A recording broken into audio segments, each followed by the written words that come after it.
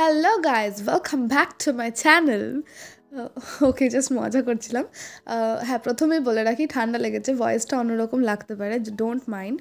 আর হ্যাঁ, আজকের ব্লগটা ছিল ফ্যামিলি সবাইকে নিয়ে একটু হাটে ঘুরতে বেরিয়েছিলাম। তো দাইহাটের হাট মানে সবাই বেশিরভাগ ক্ষেত্রে কেনাকাটা কম, ঘোরাফেরা, দেখা, টাইম স্পেন্ড করা এগুলো করতে বেশি যায়। তো মামাবাড়ি থেকে দাদু এসেছিলো, ভাই এসেছিলো, বাড়ির ভাই, আমি, মা সবাই একসাথে হাটে গিয়েছিলাম।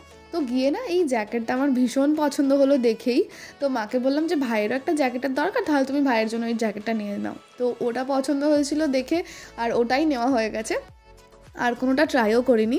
আর তারপরে ওখান থেকে দাদুর জন্য একটা চাদর নিয়েছিলাম। অ্যাকচুয়ালি আমি দাদুকে বলেছিলাম যে একটা চাদর কিনে দেবো, তো সেই জন্য চাদরের দোকানে গিয়ে চাদর নিয়েছিলাম। আর এই দোকানের গেঞ্জিগুলো ভীষণ সুন্দর ছিল।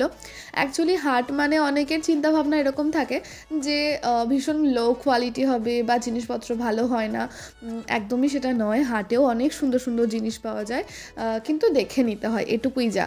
আর এই জুতোর দোকানটায় অনেক জুতোর দোকান আছে, বাট এই দোকানে সব জুতোগুলো বেশ ভালো লাগে। আমি এখান থেকে জুতো নিয়েও ইউজ করেছি। হ্যাঁ, অবশ্যই আমি ব্র্যান্ডেড কোম্পানির জুতোর সঙ্গে এটা তুলনা করবো না, বাট আমি ইউজ করেছি, আমার বেশ কমফোর্টেবল, ভালো। আর তারপরে অ্যাকচুয়ালি হাটে সমস্ত কিছু পাওয়া যায়, ইচ অ্যান্ড এভরিথিং। আর তারপরে দেখো বাইরেই জিলেপির দোকানটা বসে। অ্যাকচুয়ালি এটা পার্মানেন্ট হয়ে গেছে এখন দাইহাট হাটের সামনে। এই দোকানটা ওই জিলেপি নিমকি নিয়ে 12 মাসই ইনি বসেন এখানে, তো সবসময় পাওয়া যায়। আর সত্যি কথা বলতে আমাদের দাইহাটের হাটে প্রচণ্ড ভিড় হয়, কিন্তু মানুষ বলে যে মানুষ কিনতে কম যায়, ঘুরতে বেশি যায়। তো তারপরে ওখান থেকে বাকি যারা ছিল আর কি, মা, ভাইটাই, ওরা সবাই নিজেদের মতো টুকটাক কিছু খাবার দাবার খেয়ে ওরা বাড়ি চলে গিয়েছিলো। আর আমি আর দাদু চলে এসেছিলাম কাটোয়াতে রেস্টুরেন্টে। তো অনেক দিন থেকে ভাবছিলাম যে দাদুকে নিয়ে রেস্টুরেন্টে যাব। তো সেখানে গিয়ে খাওয়া দাওয়া সব কমপ্লিট করে দাদুরও ভীষণ ভালো লেগেছে। তো অ্যাকচুয়ালি অনেক সময় বন্ধু বান্ধবী নিয়ে এসেছি, মা বাবার সঙ্গে গিয়েছি, কিন্তু দাদু ঠাকুমা এদের সাথে যাওয়া হয়নি কোনো সময়। এবার ঠাকুমা তো খায় না, বাট দাদুকে নিয়ে আসার ইচ্ছে ছিল, দাদুরও ভীষণ ভালো লেগেছে। তো তারপরে ওখান থেকে খাওয়া দাওয়া কমপ্লিট করে না, এই অ্যাকুয়ারিয়ামের মাছগুলো ভীষণ সুন্দর লাগছিলো দেখতে।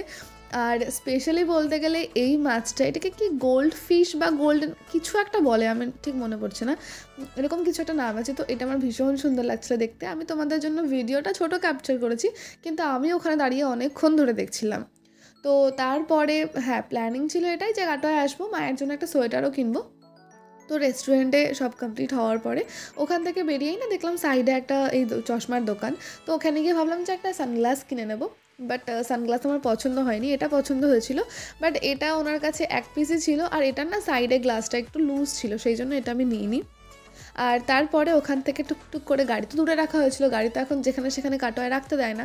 তো গাড়ি সাইডে রেখে আমরা টুকটুক করে হাঁটতে হাঁটতেই গিয়েছিলাম। তো সেখান থেকে বললাম সোয়েটার নিতে অনেকটা দোকানে গিয়েছিলাম। তো এখানে এসে সোয়েটারগুলো সেরকম পছন্দ হয়নি, ভীষণ ফ্যাকাশে টাইপের কালার ছিল। তারপর আরেকটা দোকানে গেলাম, এই দোকানে অনেক ভ্যারাইটিস ছিল, আর এখান থেকেই সোয়েটার নেওয়া হয়েছে। And thanks for watching, tata.